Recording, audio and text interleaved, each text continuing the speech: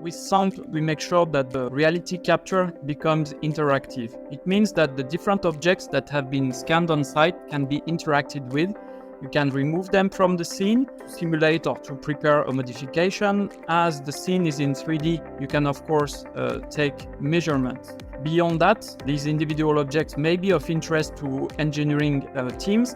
It's possible to export them.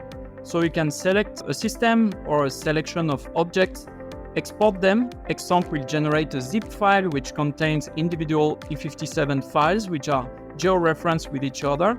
And here we will see that in a CAD system, you can just drag and drop the zip file and you will retrieve the objects that were selected.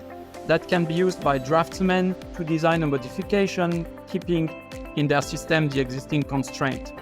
Another possibility of Samp is to extract all the existing piping and flanges, because remodeling them as built is an extremely tedious process.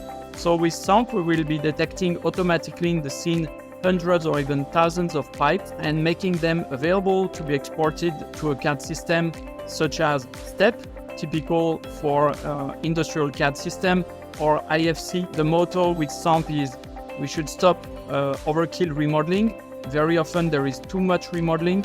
Here, remodeling should be kept only to new parts of the plant that are redesigned.